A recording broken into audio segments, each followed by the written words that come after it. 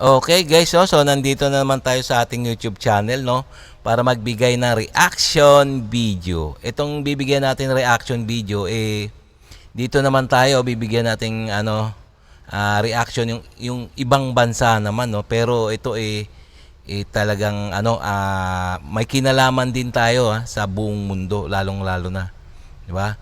So ito tungkol sa Iran at Israel. 'Di ba?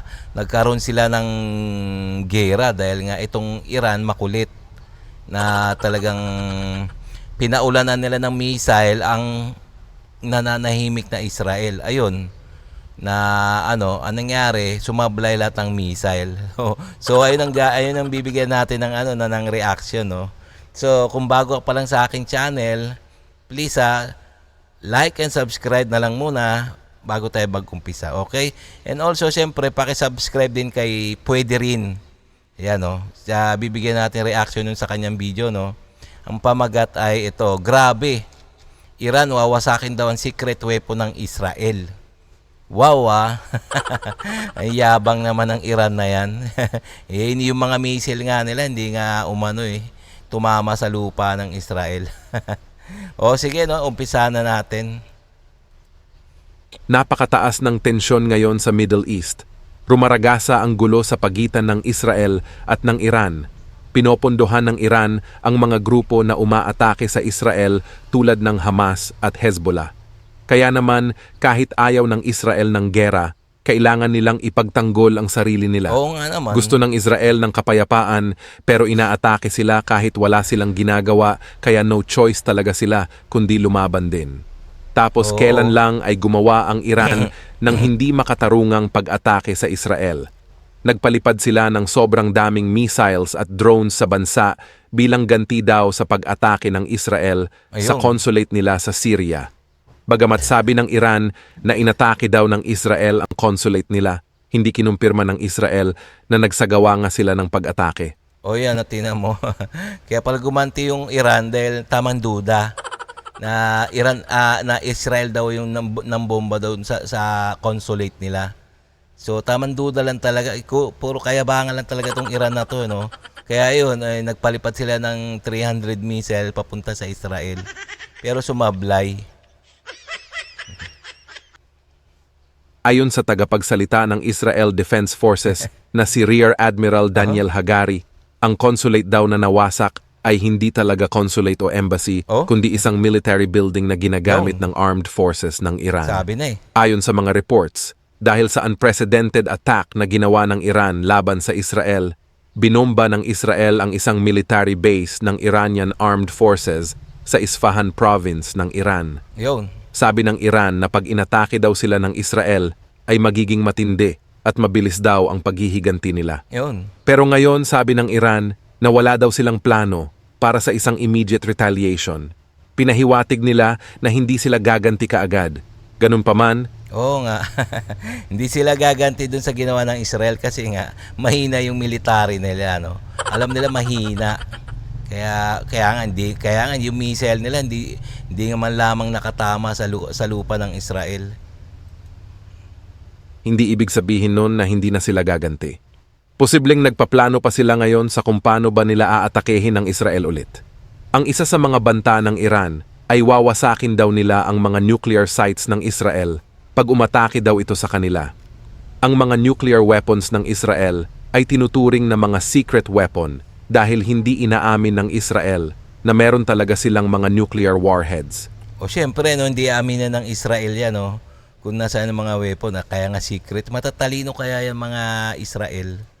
Pero halata na meron talaga silang mga nuclear weapons. Parte lang talaga ng strategy ng Israel na gawing sikreto ang mga nuclear weapons nila.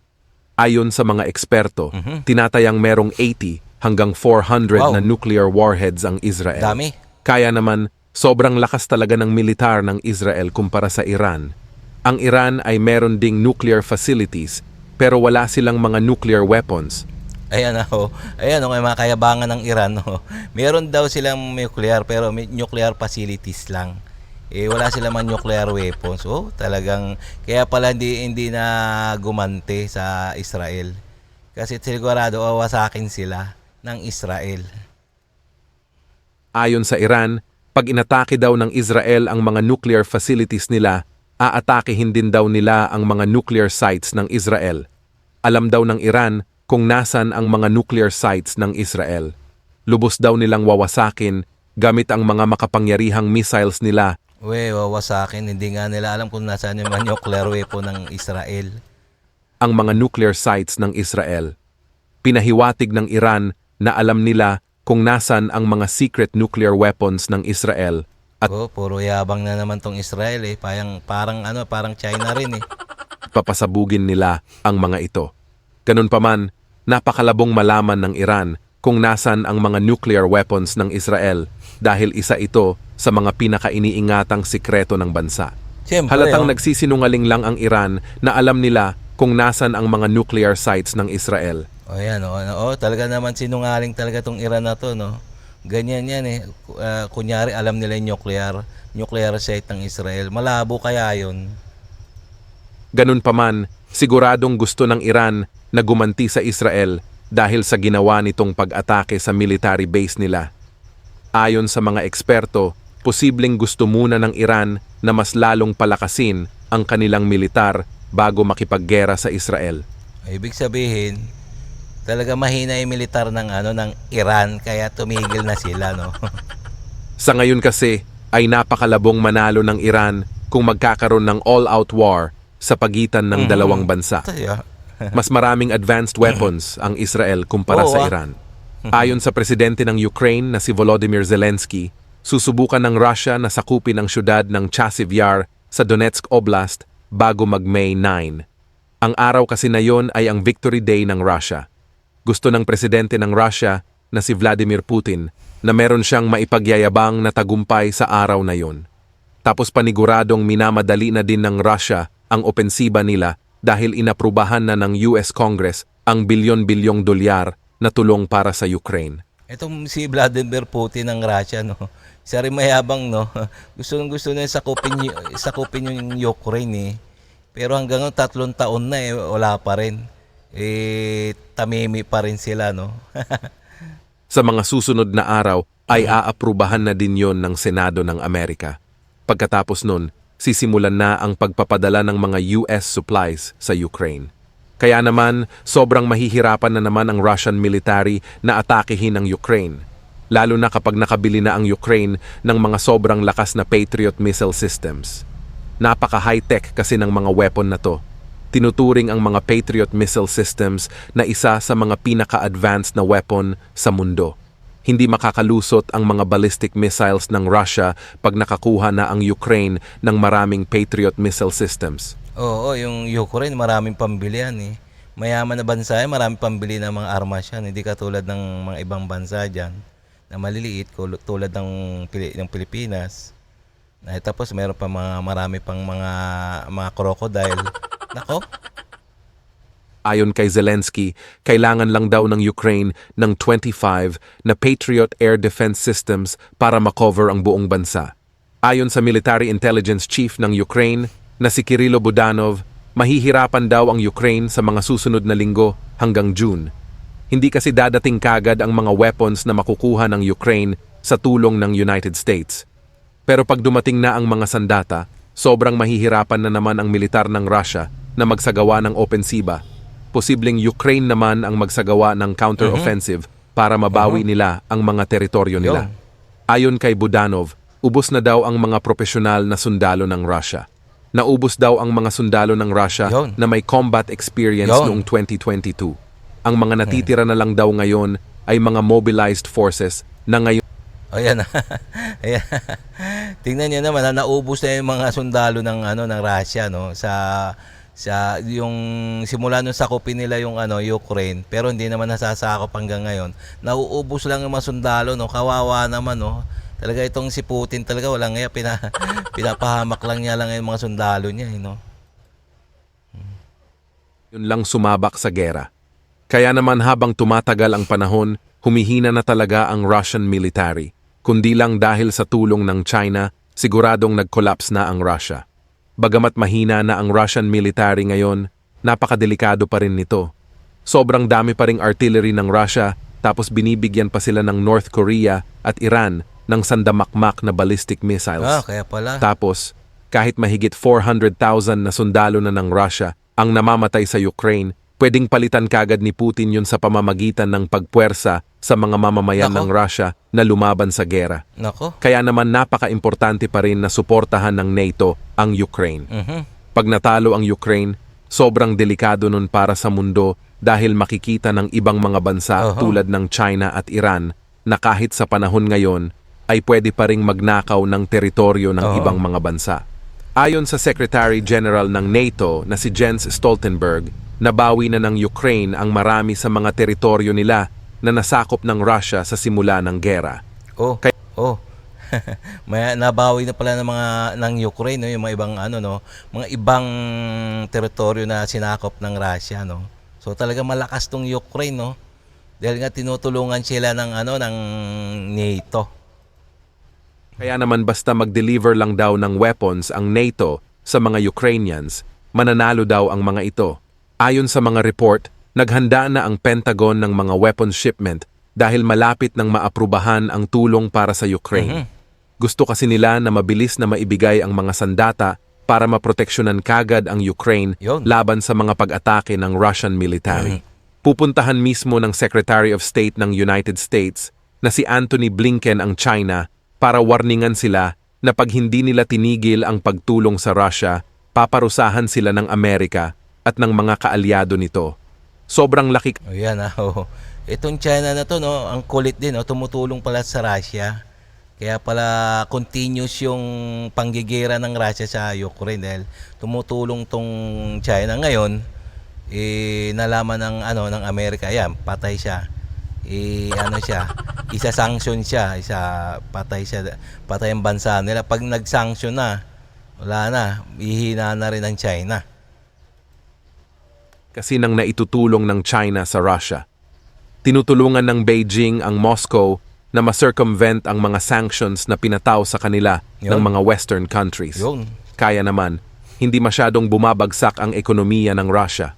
Ang pangunahing dahilan kung bakit nakakalaban pa ang Russian military sa Ukraine ay dahil sa China. Ayon sa mga eksperto, malapit nang lumusob ang China sa Taiwan. Mayroon pa ngang mga nagsasabi na next year ay lulusob na ang China. Pinapalakas na ng China ang kooperasyon sa pagitan nila at ng mga kakampi nila. Kailan lang ay nagsagawa ng military exercises ang China, Russia at Iran. Kaya naman marami ang nagsasabi na pag lumusob ang China sa Taiwan, malaki ang posibilidad na tulungan sila ng Iran at Russia. Posibleng kaya tinutulungan ng China ang Russia at Iran ay dahil inaasahan ng China na tutulungan din sila ng mga ito pag nilusob na nila ang Taiwan. Ganon. Umaasa sila sa isa't isa, no? Pag magtutulungan sila pag nagkaroon ng gera. Pag inataking isa, kailangan gutulong din yung isa. Ewan natin, no? Ewan natin pag totoong gera na, no, kung magtulungan pa yung mga Iran, China, Russia. Ewan natin, kasi nga totoong gera na yun, baka nga mag-isnaban na yan, eh. Ayon sa mga eksperto, alam ng China na pag nilusob nila ang Taiwan, siguradong papatawan sila ng sanctions ng mga Western countries. Dahil tinutulungan ng China ngayon ang Iran at Russia na ma-circumvent ang mga sanctions na pinataw sa kanila, malaki ang tsansa na tutulungan din ng Russia at Iran ang China pag ito naman ang pinatawan ng mga sanctions. Kaya naman, marami ang nagsasabi na sobrang delikado ng pagkakampihan ng China, Russia at Iran. Bukod doon, siguradong tutulong din ang North Korea sa China pag nilusob na nito ang Taiwan. Tinutulungan ngayon ng North Korea ang Russia sa pamamagitan ng pagbibigay sa bansa ng mga ballistic missiles. Pinaghahanda na ng leader ng North Korea na si Kim Jong-un ang mga sundalo niya para sa gera. Padalas din ng padalas ang pagtesting ng North Korea ng mga weapons. Kaya naman ang... Kaya nga itong North Korea na to, mayabang din, no, si Kim Jong-un. No? Malit na bansa yan, pero puro ang ginagawa nila pagpapalakas ng militar. Ewan natin pag totoong gera na, no, baka nga baka lumuhod pa yan, eh. Japan ay nagpapalakas na talaga ng militar. Ang Russia, China, North Korea kasi ay katabi lang ng Japan. Napakadelikado ng lokasyon ng Japan dahil sobrang lapit lang nito sa mga bansa na maituturing na kalaban nito. Nagagalit ang Russia sa Japan dahil sa pagtulong nito sa Ukraine. Ang China naman ay galit din sa Japan dahil mayroon silang pinagtatalunan na teritoryo. Inaangkin O yan, no. Itong China na to, halos lahat gusto sakupin na lahat ng teritoryo, no. Talagang itong makukulit talaga itong yung mga Chekwa na to. ng China ang Senkaku Islands na teritoryo ng Japan. Dahil sa panganib na dulot ng pagkakampihan ng China, Russia, Iran at North Korea, naghahanda na ang maraming bansa sa mundo para sa posibleng pandaigdigang gera. Kailan lang ay sumali ang Finland at Sweden sa NATO dahil napagtanto nila na pwede rin silang lusubin ng Russia. Dahil sa pagsali ng dalawang bansa, mas lalong lumakas ang NATO. Yun. Ngayon merong mga eksperto na nagsasabi na dapat para mas lalong lumakas ang alyansa ay isali na rin nito ang mga bansa sa Asia na kakampi ng Amerika. Tama. Dalawang bansa, mas lalong lumakas ang NATO. Ngayon merong mga eksperto na nagsasabi na dapat para mas lalong lumakas ang alyansa ay isali na rin nito ang mga bansa sa Asia. Oo nga, dapat talaga sumali na ang mga bansa sa Asia, no, sa NATO. Para nga bumahag na yung buntot ng mga Chekwa. Nakakampi ng Amerika.